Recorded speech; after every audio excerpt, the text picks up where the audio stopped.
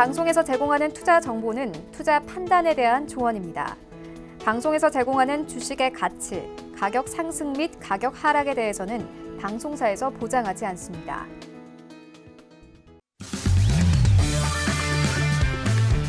안녕하세요. 고수는 지금의 김성희입니다. 어제 미증시는 노동절로 휴장했습니다. 미국과 중국이 9월 1일부터 상호 간의 추가 관세를 부과했는데요. 어제는 휴장한 관계로 시장에 반영이 되지 못했습니다. 이런 부분이 오늘 시장에 반영이 되고 있는 모습인데요. 오늘 미증시 하락세 보이고 있습니다. 현재 다우지수가 1% 넘는 낙폭 기록하고 있습니다.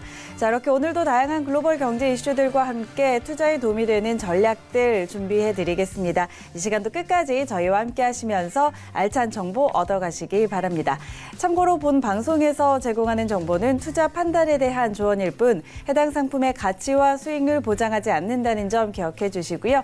고수는 지금은 자본시장통합법 준수하고 있습니다. 1:1 투자 상담과 유사 수신행위 그리고 무인가 영업행위 등 모든 불법 사항들 엄격하게 금지하고 있다는 점 다시 한번 알려드리도록 하겠습니다. 자, 오늘 방송 이승원 마스터와 함께합니다.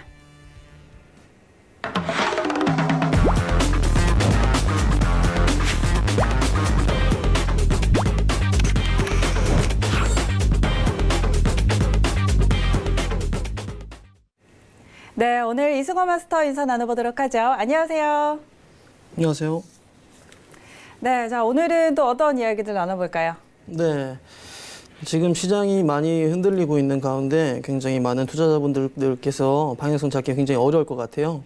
오늘도 좋은 얘기 많이 해드릴 테니까 끝까지 시청해 주시기 바랍니다. 네, 자, 잠시 후에 이승원 마스터와 더 자세한 이야기 나눠보도록 할 텐데요. 오늘도 1시간 동안 가득가득 이야기 전해드릴 테니까 끝까지 함께 해주시고요. 1시간 동안 저희가 많은 이야기들 전해드리고 있지만 그 이외에도 또 다양한 이야기들 듣고 싶어 하실 것 같습니다. 더 자세한 정보 얻고 싶으신 분들은요. 이승원 마스터의 오픈 채팅방에 입장하시면 방송 시간 이외에도 다양한 정보들 얻어가실 수가 있습니다. 오픈 채팅방에 어사 이승원 검색하시면 바로 입장하실 수 있으니까요. 이 부분 꼭 활용해 보시기 바랍니다. 자, 그리고 고수는 지금은 유튜브로도 함께 하실 수 있습니다. 유튜브 검색창에 서울경제TV 검색하시면 라이브 방송 보실 수가 있고요. 또 저희 방송 채팅창 참여도 가능합니다. 방송 보시면서 궁금한 부분들 유튜브 채팅창에 남겨주시면 저희 마스터가 방송 중에 답변해 드리도록 할 테니까요. 이 부분도 여러분들의 많은 참여 기다리고 있겠습니다. 자, 잠시 후에 저희 더 자세한 이야기 나눠보도록 하고요. 오늘도 현재 선물시장 시세 먼저 확인하고 가도록 하겠습니다.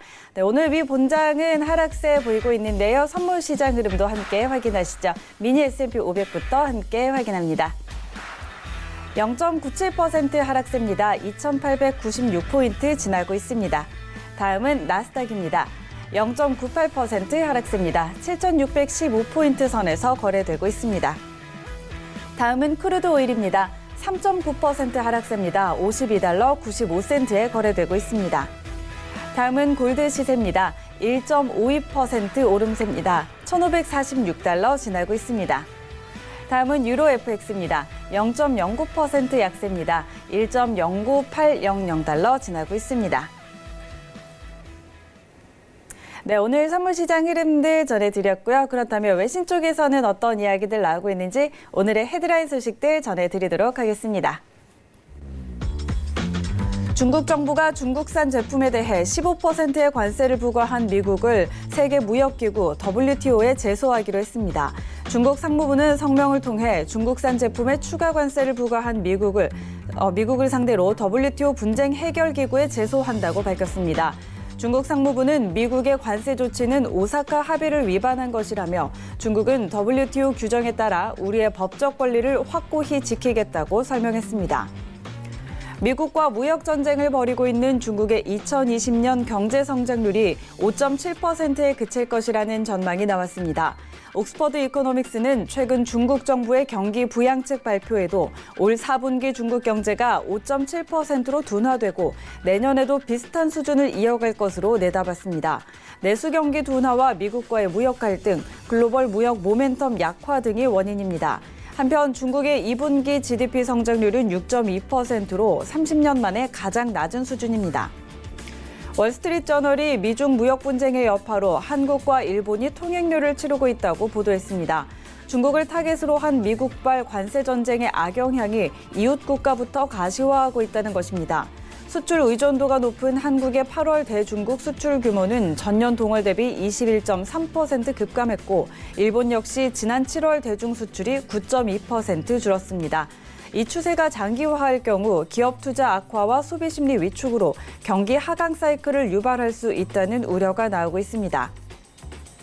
보리스 존슨 영국 총리가 조기 총선을 치르더라도 노딜 브렉시트를 강행하겠다고 밝혔습니다. 존슨 총리의 의회 정회 결정에 야당은 노딜 브렉시트 방지법 입법으로 맞섰습니다. 이에 대해 존슨 총리는 이 법이 통과되면서 브렉시트 연기안이 가결될 경우 조기 총선이 불가피하다고 강수를 뒀습니다. 존슨 총리의 발언에 파운드화가 급락하며 2016년 10월 이후 가장 낮은 수준을 기록했습니다. 네, 오늘의 헤드라인 소식들 전해드렸습니다. 지금부터 이승환 마스터와 함께 오늘의 소식들 하나씩 더 자세하게 짚어보도록 하겠습니다. 먼저 첫 번째 소식부터 함께 살펴보도록 하죠. 미중 무역 전쟁에서 중국이 세계 무역기구 WTO 제소라는 카드를 꺼냈습니다. 제소에 대한 구체적인 사항은 공개를 하진 않았는데요. 미국의 관세가 3천억 달러 규모의 중국산 제품에 영향을 미치고 또 지난 6월 오사카에서 양국이 합의했던 내용에 부합하지 않는다는 입장을 전했는데 WTO 규범에 따르면 미국 정부는 논쟁 해결을 위해서 60일 기한이 주어지고 그 다음은 중국은 WTO에 판결을 요청할 수 있다고 합니다. 이 과정이 몇 년이 걸릴지는 알 수가 없는 상황인데 중국이 트럼프 대통령의 대중관세 문제를 WTO에 제소를 한 것이 이번이 세 번째라고 합니다. 자, 이 부분은 좀 어떻게 볼 수 있을까요? 네, 중국이 정면으로 이제 그 무역 전쟁을 한다고 밝힌 지 불과 이제 며칠 지나지 않은 지금에서 네. 뭐 WTO에 제소를 한다고 지금 말을 바꿨어요. 근데 말을 바꿨는데 사실상 무역 분쟁에서 중국이 그 미국과 정면으로 붙을 수 있는 입장이 아니잖아요. 그렇기 때문에 당연한 결과라고 생각을 하고 있고, 그리고 중국에서 뭐 상무부에서 이런 입장을 취했다고 하는데 사실은 좀 자업자득이지 않을까, 자업자득이다 이렇게 볼 수 있습니다. 약간 애초부터 불공정 무역 거래를 했었던 국가 자체가 중국이었잖아요.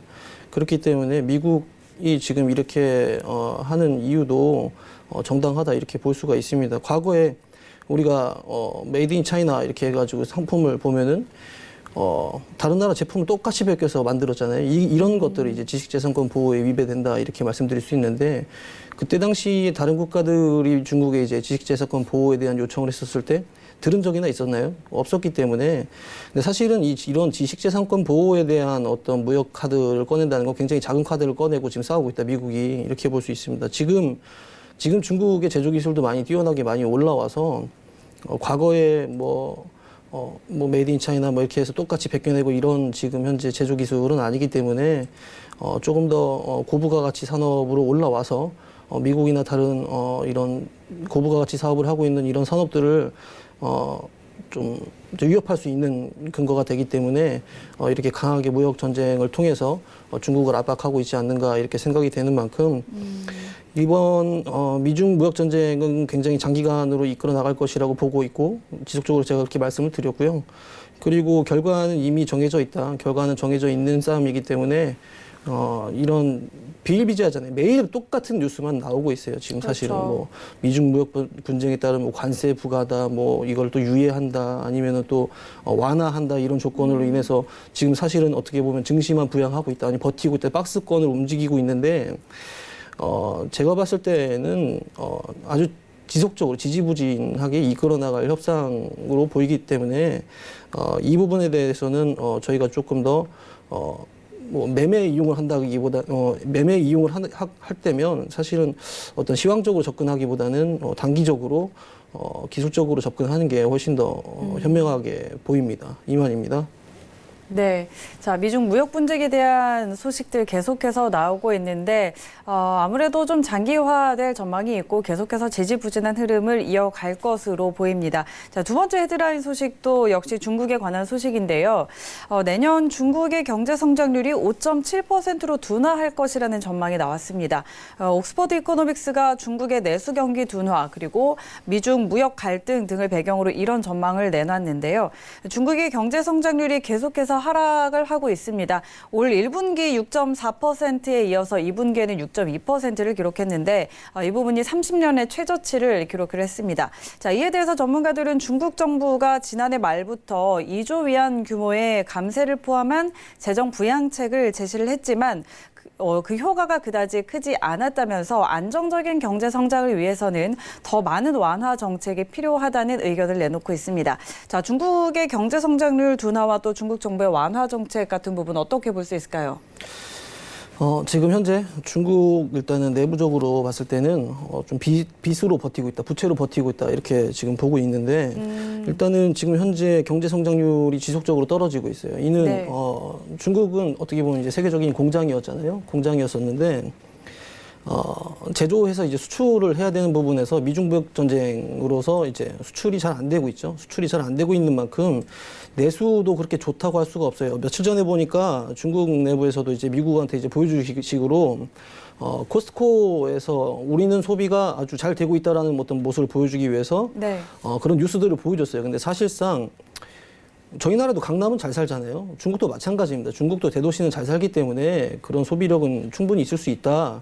근데 지방 도시라든지 이런 부분들은 굉장히 지금 어렵고 그리고 이제 중소기업이라든지 이런 지금 중국의 제조 기반 산업들이 굉장히 어렵단 말이죠. 그렇기 때문에 경제 성장률은 하락할 수밖에 없다.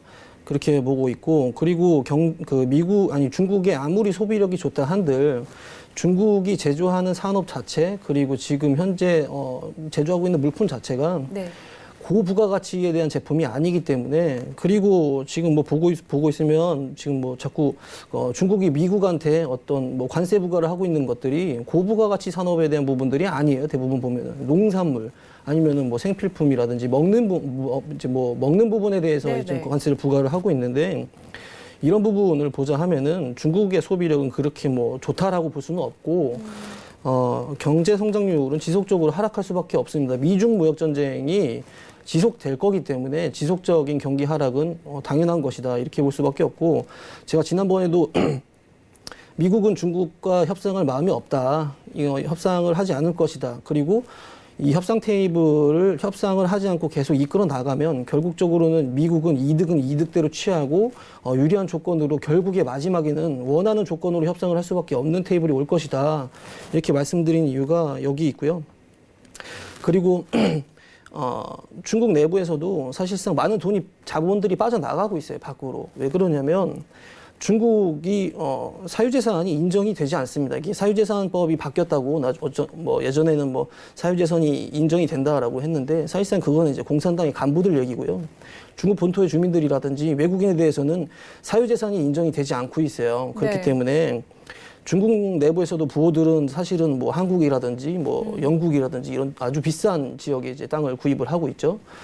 그렇기 때문에 중국 내부에서도 굉장히 많은 자본들이 빠져나가고 있고 그런 부분을 종합해서 보자면 경제 성장률은 중국의 경제 성장률은 지속적으로 하락할 것이다 이렇게 보고 있습니다. 그래서 근데 결국에 사실은 이런 뭐 사유재산을 인정을 하고 외국인한테 사유재산을 인정하는 이 시기가 온다면 네. 사실은 그것도 금융시장 개방이랑 똑같다 이렇게 볼 수가 있기 때문에 중국도 지금 굉장히 많이 어려울 것이다 이렇게 보고 있습니다. 그리고 지금 미국에서도 지금 트럼프가 지속적으로 중국을 환율 지정국으로 지금 계속 찍고 있지 않습니까? 네네. 얘기를 하고 있는데 중국 입장에서도 진짜 환장할 거예요. 아마 왜냐하면 위안화 가치가 지금 현재 그 환율이 지금 포치라고 하죠. 포치라고 하는데 네. 7위안에 위치해 있어요. 지금 마지노선이라고 지키려고 했던 7위안을 넘어서고 있었는데 그렇죠. 사실은 이 7위안을 넘어선다고 위안화 가치를 저하한다고 트럼프는 욕을 하고 있는데 과거에 보시면은 우리가 2014년에 이제 중국 종합주가 지수를 보면은 절반으로 박살났어요. 절반으로 박살났는데 그때 종합주가 지수가 이렇게 떨어졌던 이유는 위안화 가치를 방어하지 못했기 때문에 외화 반출이 속도가 빨라졌어요. 그렇기 때문에 그때 당시에 이제 주가가 많이 떨어졌었는데 그런 경험을 한 중국이 이런 포치 7위안의 환율을 굳이 넘기면서 환율 조작을 할 것인가 그 부분에 대해서도 아니라고 얘기를 하지만 트럼프는 또 인정을 하지 않고 있죠. 그리고 그 다음에 그렇다고 위안화 환율을 위안화 가치를 평가 절상시킬 수도 없어요, 사실은. 그렇게 된다면 중국 제조업이 훨씬 더 큰 위기가 오겠죠. 그래서 굉장히 답답한 현재 심정일 것이다 이렇게 보고 있고요. 결국에는 내년 중국 경제 성장률이 5.7%로 둔화할 것이다라고 얘기는 했는데 사실은 5.7% 그 이상으로 둔화가 될 것이다 이렇게 보고 있습니다. 이만입니다. 네, 중국 경기와 관련해서 여러 가지 이야기를 해주셨는데 먼저 일단 중국 제조업이 고부가가치 산업이 아니라는 점 그리고 미중 무역 협상이 계속해서 장기화된다는 점 또 하나는 중국이 사유재산이 인정이 안 되기 때문에 자본이 자꾸 국외로 빠져나가고 있다 이런 점들을 종합해서 봤을 때 중국의 경제 성장률 하락이 좀 지속될 수밖에 없다 이런 의견 주셨습니다. 이 부분 여러분 참고해 보시면 좋을 것 같습니다. 자, 다음 헤드라인 소식으로 넘어가 보도록 하겠습니다. 미중 무역 분쟁의 장기화로 한국과 일본 경제에 미치는 피해가 본격화되고 있다는 분석이 나왔는데요. 반도체와 IT, 또 자동차 부품과 같은 첨단 제조 기업의 대중국 수출이 급감하고 설비 투자도 줄었다고 합니다. 보도에 따르면 8월 한 달 동안 한국에서 중국으로 수출한 상품 규모가 전년 동월 대비해서 21.3%가 급감을 했고 또 일본도 마찬가지로 7월에 대중 수출이 9.2%나 줄었다고 합니다. 자, 이렇게 미중 무역 분쟁이 실마리를 잡지 못하고 장기화될 것으로 보이고 있는데 이런 상황에서도 제조업뿐만 아니라 기업 투자 전반을 위축시킬 거라는 분석이 나오고 있는데요. 자, 미중 무역 분쟁에 따른 한국과 일본 경제의 영향은 또 어떻게 볼 수 있을까요? 네, 우리나라가 네. 중국과의 무역을 가장 크게 비중을 두고 있는 국가이기 때문에 미중 무역 전쟁으로 인한 중국의 제조업이 이제 둔화가 되고 있다라고 하는 거는 우리나라의 수출이 막히고 있다 이렇게 볼 수 있습니다. 그리고 일본에 대한 경제 둔화라는 지금 한일 경제가 이제 강타를 맞는다고 했는데 네. 사실 개인적으로 이제 일본 경제는 별로 관심이 없기 때문에 네. 그렇지만 이제 일본 경제는 사실은 굉장히 견고하고 굉장히 세계 3위권에 지금 위치한 국가이기 때문에 일본 경제에 타격을 크게 미친다라고 하는 거는 우리의 이제 한일간의 지금 경제 무역 분쟁이 이런 기반이 있을 것이다. 그리고 지금 관광 산업에 어떤 타격을 받고 있다. 이런 부분을 보면은 조금 타격은 줄 수는 있지만 일본의 커다란 경제를 봤을 때는 그렇게 크게 강타가 되진 않을 것이다 이렇게 보고 있습니다. 근데 네. 지금 미중 무역 분쟁으로 지금 굉장히 시사도 뜨겁고 그리고 이제 한일 경제 지금 무역 분쟁도 굉장히 시사가 지금 많이 나오고 있는데 네. 이 미중 무역 분쟁을 하고 있을 때 사실은 우리나라 대기업들은 과거서부터 몇 년 전부터 베트남이라든지 이런 이제 공급처를 다변화하기 위해서 냉장고 회사라든지 삼성 LG 회사들은 이미 거기 가서 생산을 하고 있었어요. 생산을 하고 있었기 때문에 대기업에서 이제 수출하고 있는 그런 공급 노선은 충분히 확보가 됐다 이렇게 볼 수 있고 지금 우리나라에 지금 제가 지난주 이제 금요일날 방송했었을 때 우리나라 산업 중심인 이제 중소기업과 벤처기업에 대해서 제가 한번 열변을 한 적이 있었는데 네네. 그런 체질 개선을 일단 바꿔야 된다.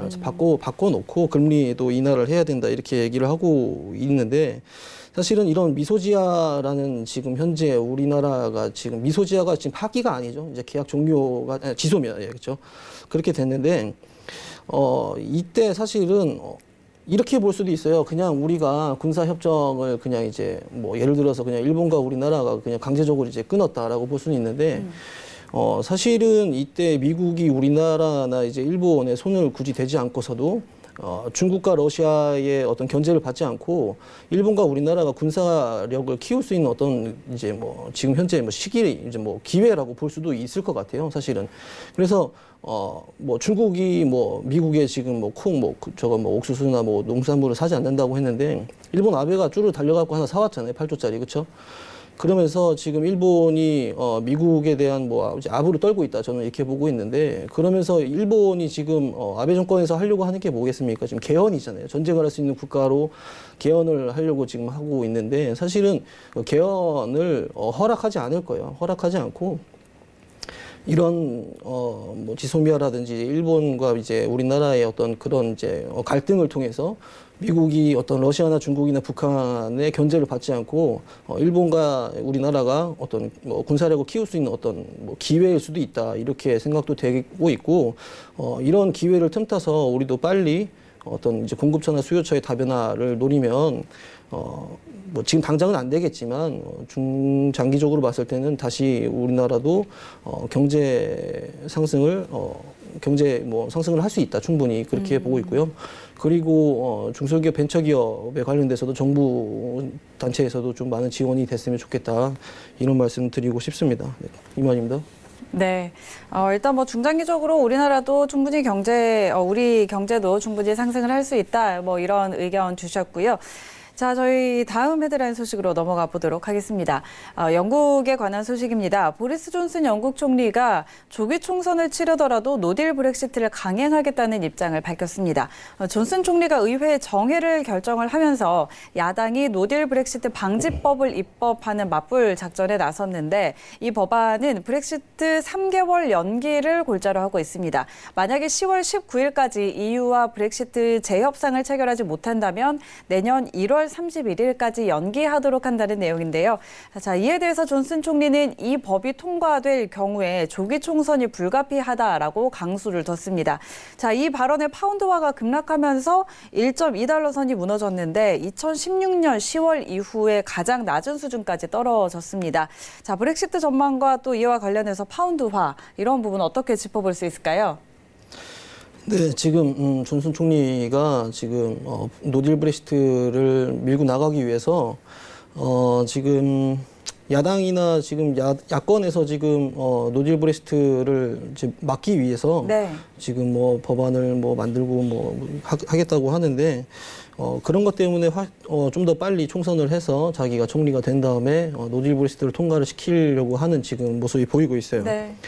어떻게 보면 영국이 참 이기적이다 이렇게 볼 수도 있고 저도 이기적이다 이렇게 생각은 하고 있지만 뭐 영국인 입장에서 뭐 이런 과거에 영국이 이제 뭐 이제 유로존에서 굉장히 뭐 왕따스러운 모습도 보였고 그리고 뭐 이제 영향력을 행사하지 못했었던 그런 모습도 있었기 때문에 충분히 그럴 수 있다. 그렇게 보고 있는데 지금 사실은 영국 이제 객관적으로 봤을 때 영국이 이런 포지션을 취해도 충분히 영국이 살아남을 수 있다라고 이렇게 보는 근거는 정부 부채가 사실은 지금 증감되고 있어요. 이제 감소되고 있습니다, 현재.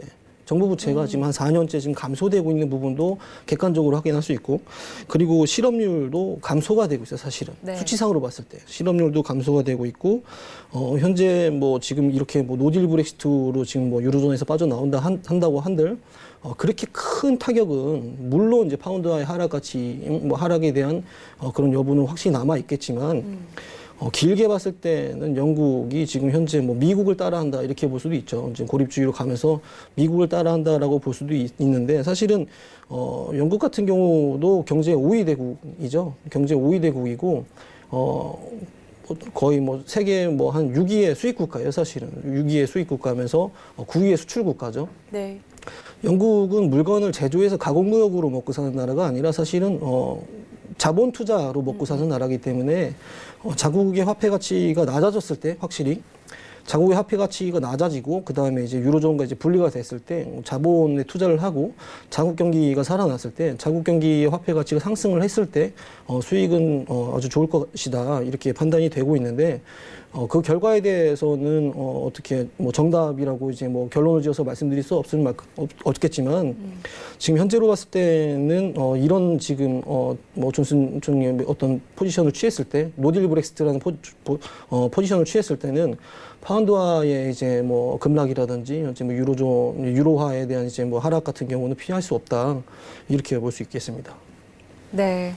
자, 일단 뭐 노딜 브렉시트가 단행이 됐을 때 파운드화의 급락 부분은 좀 피할 수 없다라고 이야기를 해주셨고요.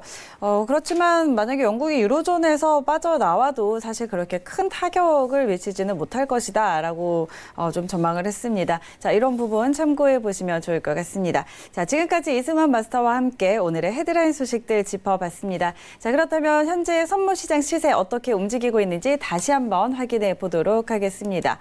자, 미 본장은 장 초반보다 낙폭 조금 키운 모습이고요. 선물시장 시세 미니 S&P 500부터 함께 확인하시죠.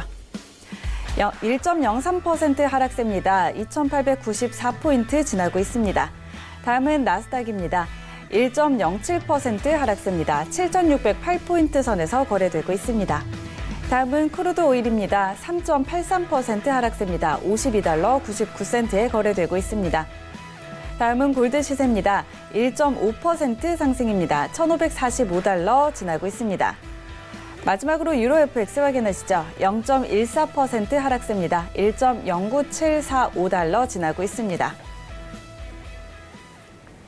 네, 현재 선물시장 흐름들 다시 한번 정리해드렸고요. 본격적으로 오늘 이승환 마스터와 함께 다뤄볼 이슈 확인해 볼 텐데요. 오늘의 이슈 화면으로 먼저 확인하시죠. 첫 번째 이슈 나스닥입니다. 중국이 WTO에 미국을 제소하면서 추가 관세 부과에 맞서고 있습니다. 두 번째 이슈 크루드 오일입니다. 미중 무역 분쟁 격화로 글로벌 경기 둔화 우려 커졌습니다. 세 번째 이슈 골드입니다. 미국 경기 침체 신호가 감지되고 있습니다. 골드 대응 전략 짚어봅니다.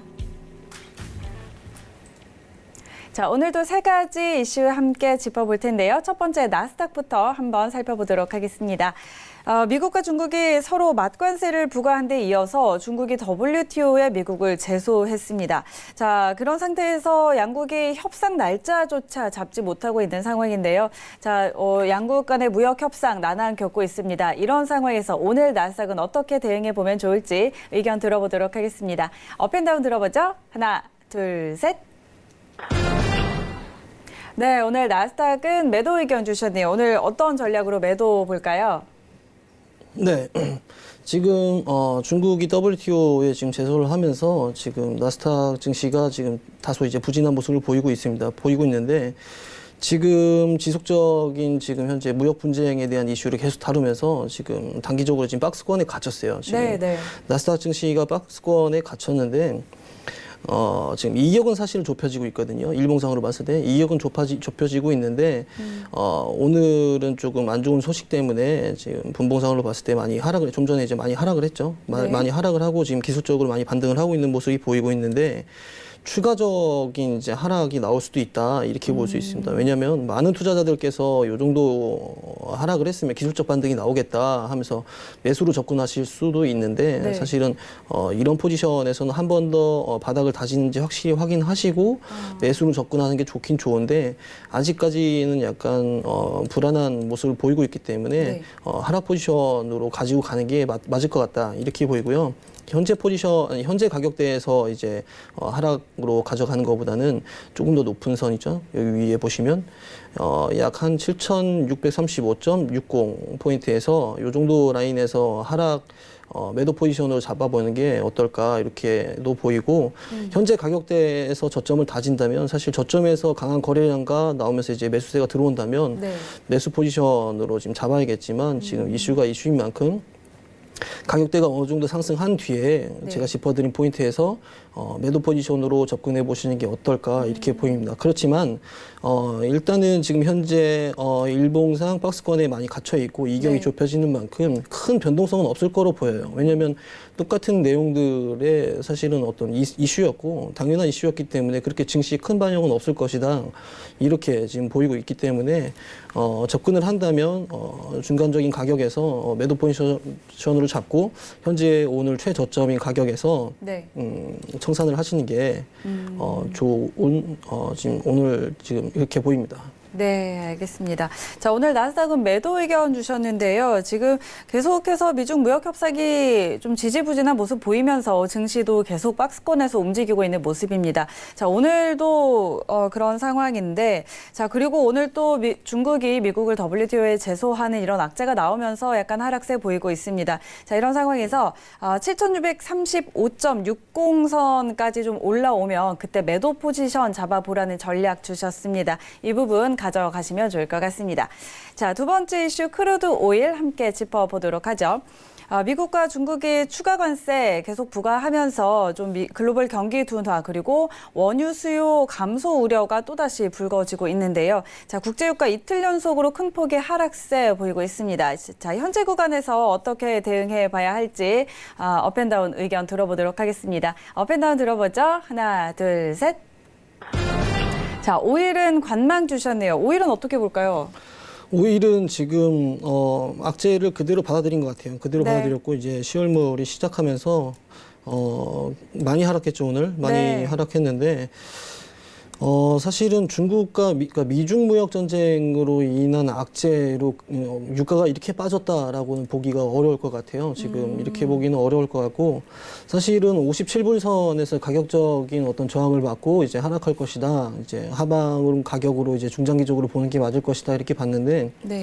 사실 어떤 뭐 정치나 경제적으로 봤을 때는 지금 이제 사우디나 오펙 같은 경우는 감산을 해서 유가를 끌어올리려고 하는 입장인데 반대로 트럼프나 이제 미국 행정부 같은 경우는 금리를 낮추기 위해서라도 인플레이션을 잡아야 돼요. 인플레이션을 잡고 사실 약간 유가를 좀 잡아둬야 되는 그런 이유도 있는데 제가 전에도 말씀드렸지만 50불에서 약 한 60불 정도 사이는 유지가 돼야 될 것이다라고 얘기를 했는데 반대로 근데 사실은 뭐 셰일 업계에서도 뭐 30불까지 가격이 다운돼도 버틸 수 있는 이미 어떤 생산 코스트는 완성이 돼 있기 때문에 그렇게 뭐 좀 더 떨어질 수 있다 이렇게 볼 수도 있고 네. 지금 제가 오늘 방송국에 오면서 기사를 하나 봤는데 세계 최대 석유 기업이 아람코에 있죠. 네. 사우디라는 이제 아람코라는 기업이 IPO를 하겠대요. 네, 지금 네. 빈 살만 왕자가 이제 IPO를 하겠다고 하는데 사실은 지금까지 수십 년 동안 아주 긴 시간 동안 비밀리에 있었고 매출도 알 수 없었고 영업이익도 알 수 없었던 이런 기업이 세상 밖으로 나온다는 것 자체가 사실은 지금까지는 다 이렇게 감춰놓고 이렇게 수익을 낼 수 있었는데 이제는 에너지 자원 자체가 이렇게 무기화될 수가 없다. 왜냐하면 미국의 셰일 오일이 나왔기 때문에 에너지원 자체로는 이제 먹고 살기가 힘들기 때문에 우리 사우디 같은 입장에서도 뭐 산업의 다각화를 위해서 IPO를 하고 기업을 이제 상장시킨 다음에 기업의 지분 5%를 이제 주식 지분을 판다고 얘기가 나와 있어요. 그런 만큼 이제 뭐 오일에 대한 이제 가격 자체가 많이 심리적으로 하락할 수 있다 이렇게 보이고 있고요. 그래서 지금 현재 뭐 단기 뭐 박스권이라고 보면은 뭐 8월 26일이죠. 8월 26일 최저점 자체가 한 52불 96센트로 기록하고 있고 현재 지금 그 정도 가격 라인을 지금 위협을 하고 있어요. 위협을 하고 있는데 이것도 마찬가지로 우리가 이 가격대에서는 충분히 반등을 할 수 있다 이렇게 뭐 예상을 하고 매수세로 이제 매수 포지션으로 접근하시는 분들이 있을 수도 있는데 이 가격대에서도 사실은 충분히 더 하락할 수 있는 그런 충분히 하락할 수 있는 방법도 있다. 그런 경향이 그런 이제 뭐 결과가 나올 수도 있기 때문에 네. 지금 섣불리 뭐 매수로 접근하는 것보다는 조금 더 가격을 지켜본 뒤에 확실하게 이제 가격을 밑에서 지지받는 거 보고 그 다음에 이제 매수 포지션을 아니면 또 이제 뭐 매매에 대한 포지션을 잡는 게 조금 더 현명하지 않을까 이렇게 볼 수 있겠습니다. 네. 자, 오늘 크루드 오일은 관망 의견을 주셨는데, 자, 지금 좀 전일 대비해서 많이 빠지고 있습니다. 3% 넘게 빠지고 있는데, 자, 사우디 국영 석유 회사죠. 아람코가 IPO 진행하겠다라고 밝히면서 이런 부분이 좀 영향을 많이 미친 것 같습니다. 자, 그렇기 때문에 오늘 현재 구간에서 더 충분히 하락할 수 있는 여지가 있기 때문에 오늘은 좀 관망하시고 지지받는 거 확인하고 나서 좀 신중하게 접근해 보라는 전략 주셨으니까요. 이 부분 챙겨가시면 좋을 것 같습니다. 자, 마지막 이슈 골드로 넘어가 보도록 하죠. 지난달 14일 이후에 미 장단기 국채 수익률 역전으로 경기 침체 우려가 시장에 짙게 깔리고 있었죠. 미국의 GDP 성장률도 둔화를 보이면서 미국의 경기가 꺾이고 있다는 반전의 신호가 여기저기서 감지가 되고 있습니다. 자, 이런 가운데 골드의 상승세가 지속될 것이다라는 게 그런 전망이 좀 우세한 상황인데 현재 구간에서 골드 어떻게 짚어봐야 할지 대응 전략 짚어보도록 하겠습니다. 업앤다운 들어보죠. 하나, 둘, 셋. 네, 골드는 매수 의견 주셨네요. 골드는 어떤 전략 갖고 계신가요? 네, 골드는 저는 뭐 항상 매수를 하셔라 이렇게 말씀을 드렸고요. 거기에 대한 이유는 항상 유동성 증가에 대한 부분, 그리고 현재 뭐 글로벌 경기 침체라든지 뭐 그런 부분을 조금 더 이제 뭐 같이 이렇게 보신 다음에 접근을 하셔야 되는데, 골드에 대한 부분은 저는 매수의 의견은 절대 흔들리지 않고 있고요. 지금 현재 실버 가격이 엄청나게 많이 오르고 있어요. 네. 실버 가격이 엄청나게 많이 오르는 이유는 골드 가격에 대한 약간 가격적인 부담감 때문에 상대적으로 그냥 이제 대체처로 이제 실버의 수요가 좀 늘어나고 있다 이렇게 보고 있는데, 실버의 수요가 늘어난다는 것 자체가 안전자산에 대한 수요가 늘어나고 있다 이렇게 볼 수 있기 때문에 그리고 이제 좀 있으면 또 이제 노딜 브렉시트에 대한 문제도 많이 불고 나올 것이고, 파운드의 하락 또는 이제 유로존 같이 이제 유로화에 대한 이제 뭐 하락 이런 것들이 이제 뭐 또 다시 이제 안전자산에 대한 이제 수요를 이제 증가를 시킬 수 있기 때문에 골드에 대한 포지션 자체는 저는 떨어졌다 싶으면은 그냥 매수를 해라 이런 지금 말씀을 계속 지속적으로 드리고 있는데, 오늘도 골드가 많이 상승한 모습을 보이고 있습니다. 지금 수준에서도 매수로 접근을 하셔라 이렇게 말씀드릴 수 있겠습니다. 지금 수준에서도 매수 포지션 접근하라고 이야기를 하셨는데, 자, 그런데 유튜브에서도 골드에 관련한 질문이 들어와 있습니다. 골드가 월봉상 전고점인 1870 넘을 수 있을지 유튜브 시청자 배병무님께서 질문을 주셨는데, 약간 중장기적인 관점에서 보시는 것 같아요. 전고점 1870 넘을 수 있을까요? 네, 넘을 수 있습니다.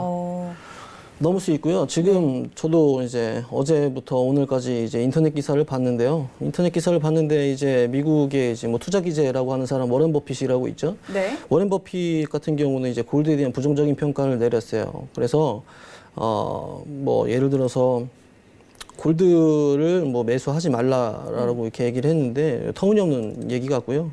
저는 이제 워렌 버핏을 투자의 기재라고 생각해 본 적도 한 번도 없고, 워렌 버핏에 대한 이제 뭐 명언도 한 번도 읽어본 적이 없기 때문에 저는 이제 아주 근본적으로 접근하고 있습니다. 근본적으로 접근하고 있고, 골드에 대한 매수 평가는 계속 유지가 될 것이다 이렇게 보고 있습니다.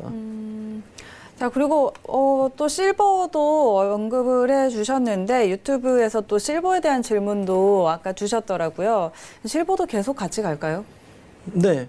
골드에 대한 수요가 지속된다면 가격적인 부담감을 해소하기 위해서 실버가 지속적으로 상승할 수 있다라고 보여지긴 하지만 실버는 언제든지 하락할 수 있는 일단은 기초자산이기 때문에 좀 조심히 접근하셔라 이렇게 말씀드릴 수 있겠습니다. 네, 알겠습니다. 자, 골드에 대한 가격적인 부담에 실버도 좀 상승을 많이 하고 있는데, 실버 같은 경우는 언제든지 좀 하락할 수 있는 부분이기 때문에 이런 부분 유의하시면서 투자하시면 좋을 것 같습니다. 자, 지금까지 이승원 마스터와 함께 현재 이슈와 전략들 짚어봤습니다.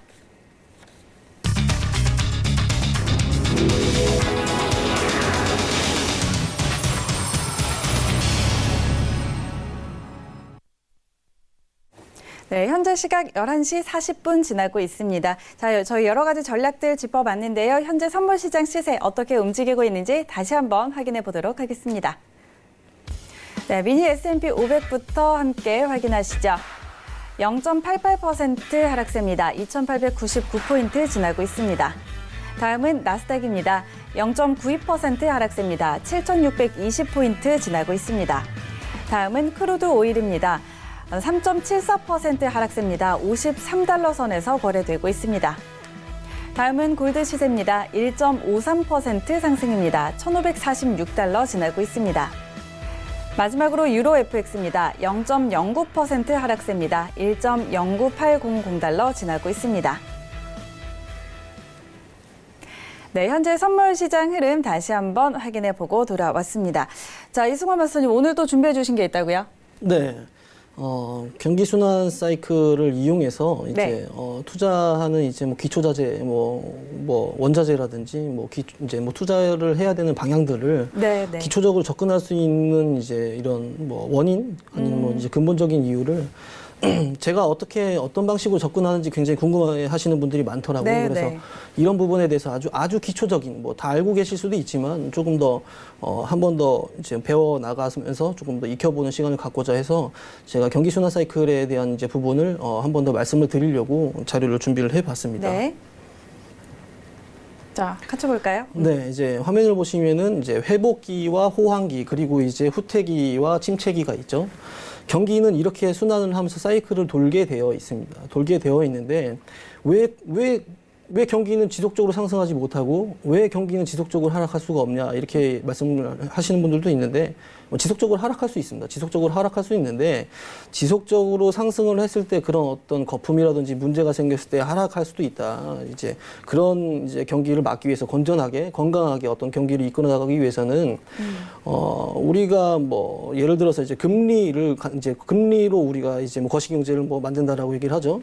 금리를 이제 기준금리를 정해서 우리가 예를 들어서 우리나라는 뭐 금융통화위원회라고 하죠. 뭐 기획재정부와 뭐 한국은행이 둘이 앉아가지고 기준금리를 정하고 미국 같은 경우는 뭐 FOMC라고 얘기를 하고 있는데 네. 그런 기준금리를 통해서 유동성 증가 또는 뭐 이제 시중에 떠도는 유동성을 갖다 긴축을 한다든지 이런 걸 통해서 경기를 부양하거나 또는 강제적으로 침체시키는 이런 이제 행동들을 하고 있는데 경기가 이제 회복될 때는 어떤 시나리오를 짜야 되는지, 시장은 어떻게 움직이는지에 대해서 제가 조금 설명을 드리자면 경기가 회복하는 단계에서는 금리가 높을까요, 낮을까요? 상대적으로 금리가 낮겠죠. 왜냐하면 경기를 성장시키기 위해서는 소비량을 증가를 시켜야 되는데 네. 금리가 높다면 사람들이 소비를 하겠습니까? 대출도 어렵죠. 사실은 그렇게 된다면 소비보다는 저축을 많이 할 가능성이 높다. 그렇기 때문에 금리를 낮춰서 소비를 증가시키고 대출을 늘려서 어떤 설비 투자라든지 뭐 공장 투자라든지 아니면은 뭐 토지 수요에 대한 어떤 그런 증가를 하기 위해서 회복기 당시에는 금리가 저금리가 유지가 된다. 이렇게 말씀드릴 수 있겠습니다. 그렇다면 그런 저금리로 이용한 수요 증가는 원자재 가격 상승으로 가기 때문에 이때 당시에는 원자재 가격이 굉장히 많이 상승을 합니다. 이럴 때는 어디다 투자를 하셔야 되냐면 실물 자산이 이제 뭐 원유라든지 뭐 지금 과거까지만 그랬지만 지금까지의 패러다임은 좀 버리셔야 될 수도 있는데 원유에 대한 부분에는 우리는 조금 더 새롭게 접근해야 될 이제 생각을 하셔야 되고요. 네. 과거의 데이터로 말씀을 드리면은 원자재 같은 경우는 이제 원유의 가격이 많이 상승을 하고 구리도 가격을 많이 상승하고 토지의 가격도 많이 상승을 하고 있습니다. 그렇기 때문에 회복기 같은 경우에는 그런 이제 기초자산 원자재 같은 경우에 투자를 하시는 게 올바르다 이렇게 볼 수 있고요. 그래서 이런 회복기를 통해서 사람들이 수요를 많이 하고 그렇죠? 설비 투자를 많이 해서 고용도 많이 하고 이런 선순환이 계속되면은 경기가 호황을 맞게 됩니다. 경기가 호황을 맞게 되니까 경기가 호황이 되면은 사람들이 수요가 넘치죠. 사람들이 수요가 넘치기 때문에 인플레이션이 굉장히 높아질 수밖에 없어요. 인플레이션이 높다라는 거는 원자재 가격도 비싸고 모든 가격 물가 자체가 굉장히 비싸질 수밖에 없어요. 그렇게 되면은 사람들이 저축을 할까요? 소비를 할까요? 소비를 할 수밖에 없겠죠. 그러면은 기업은 대출을 받아서 사업을 할 수밖에 없는 구조로 돼가고 있는데 은행의 자금줄이 마를 수도 있잖아요. 이렇게 접근할 수도 있지만 과도한 인플레이션을 막기 위해서 금리를 올리는 차원으로 가는 거예요. 시장에 뿌려져 있는 유동성을 긴축해서 이제 빨아들인다 이렇게 볼 수도 있는데 이렇게 호황기 때는 이제 금리를 올려줍니다. 금리가 올라가기 때문에 유동성이 하락하겠죠. 유동성이 하락합니다. 그래서 유동성이 하락하고 소비가 줄어들면서 원자재 가격이 떨어지면서 증시가 하락하는 이런 이제 구조를 보이고 있죠. 그래서 과거에 저희가 2013년도부터 미국이 이제 양적 완화를 종료를 하고 저금리를 유지하다가 2016년부터 이제 정상적으로 물가 상승률이 올라오기 때문에 증시도 살아나고 있다 이렇게 하면서 금리를 한 차례 두 차례 올리면서 호황기 작년 기준으로 해서 한 9차례 정도 금리를 올리면서 증시가 많이 하락했죠. 증시가 많이 하락했고 원자재 가격도 많이 하락했습니다. 이제 원유 값도 많이 하락했고 구리 가격도 하락했습니다. 그래서 호황기에서 너무 많은 인플레이션을 막기 위해서 우리가 이제 뭐 금융통화위원회라든지 아니면 FOMC 같은 경우에서 금리를 높여줍니다. 금리를 높여주면서 인플레이션을 잡으면서 경기는 자연스럽게 이제 후퇴기로 빠지게 되는데 네. 금리 이제 경기가 후퇴기로 빠질 때에는 사람들이 언제까지 경기가 후퇴해야 할지 모르기 때문에 굉장히 부정적인 의견들이 많이 나올 수밖에 없어요. 경제적으로, 시사적으로. 그래서 뉴스를 봤을 때는 굉장히 안 좋은 부정적인 뉴스가 굉장히 나오기 때문에 사람들이 안전자산에 대한 수요가 굉장히 높아지겠죠.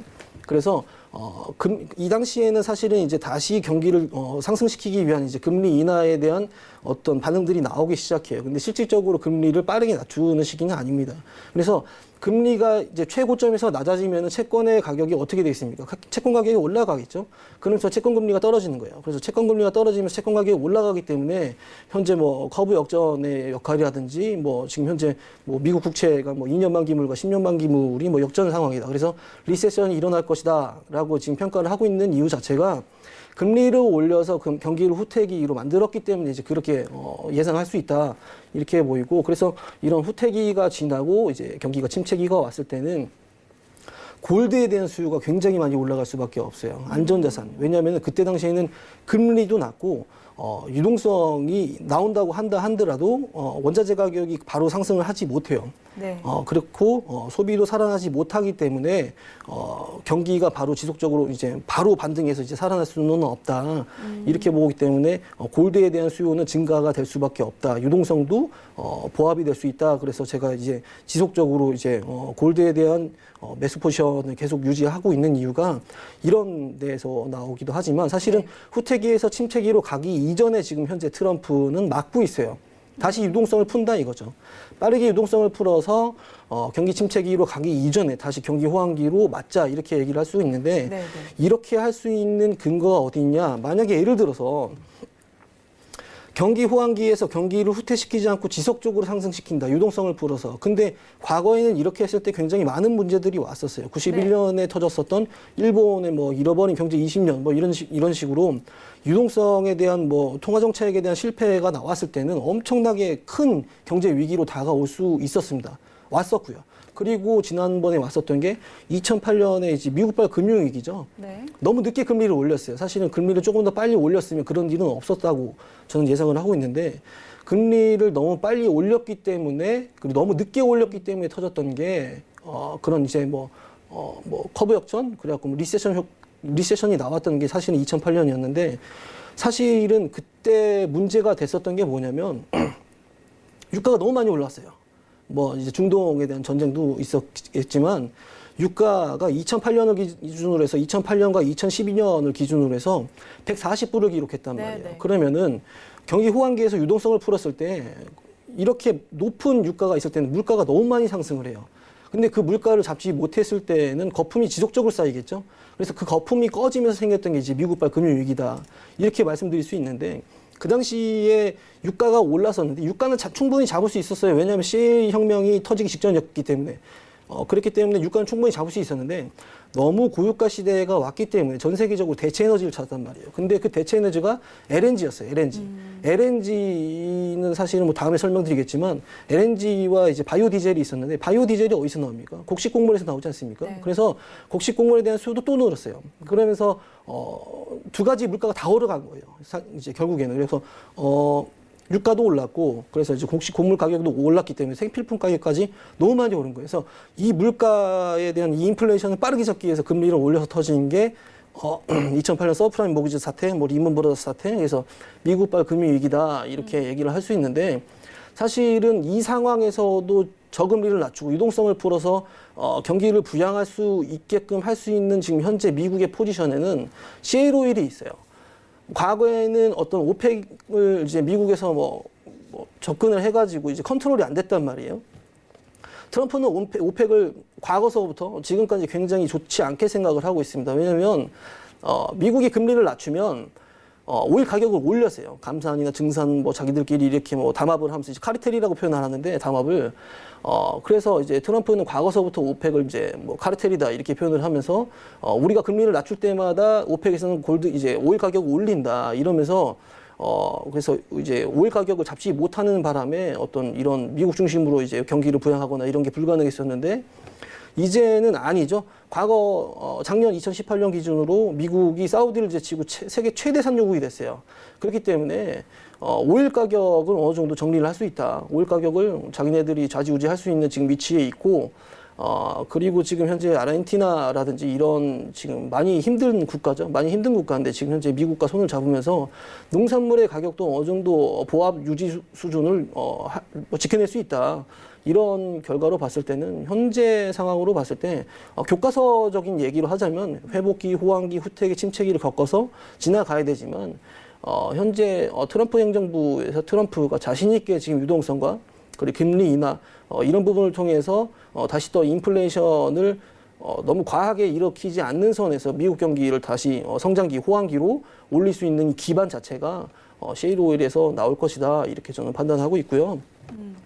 그래서 저는 이제 이런 경기 순환 사이클에 대한 기본적인 원리를 이해를 하셔야 금리 그리고 이제 원자재라든지 아니면 이제 뭐 투자 방법에 대해서 조금 더 기초적으로 쉽게 접근할 수 있다 이렇게 말씀드리면서 정리할 수 있겠습니다. 네. 자, 오늘 경기 순환 사이클에 따른 기초 투자라는 부분에서 이야기를 해주셨는데, 오늘 굉장히 귀에 쏙쏙 들어오게 잘 설명을 해주신 것 같아요. 네. 네. 자, 오늘도 이렇게 1시간 동안 저희 많은 이야기들 전해드렸습니다. 오늘도 좋은 말씀 해주신 이승원 마스터와 인사 나눠보도록 하겠습니다. 오늘 말씀 고맙습니다. 네. 자, 1시간이 벌써 훌쩍 지나갔습니다. 벌써 마칠 시간이 됐는데요. 참고로 본 방송에서 제공하는 정보는 투자 판단에 대한 조언일 뿐 해당 상품의 가치와 수익률 보장하지 않는다는 점 기억해 주시고요. 고수는 지금은 자본시장통합법 준수하고 있습니다. 1:1 투자 상담과 유사 수신행위 그리고 무인가 영업행위 등 모든 불법 사항들 엄격하게 금지하고 있다는 점 다시 한번 고지해 드립니다.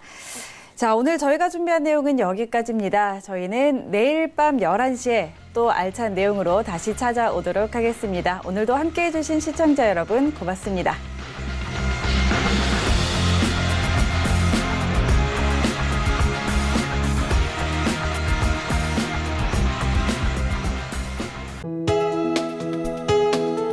본 방송에서 제공하는 투자 정보는 투자 판단에 대한 조언입니다. 방송에서 제공하는 주식의 가치, 가격 상승 및 가격 하락에 대해서는 방송사에서 보장하지 않습니다.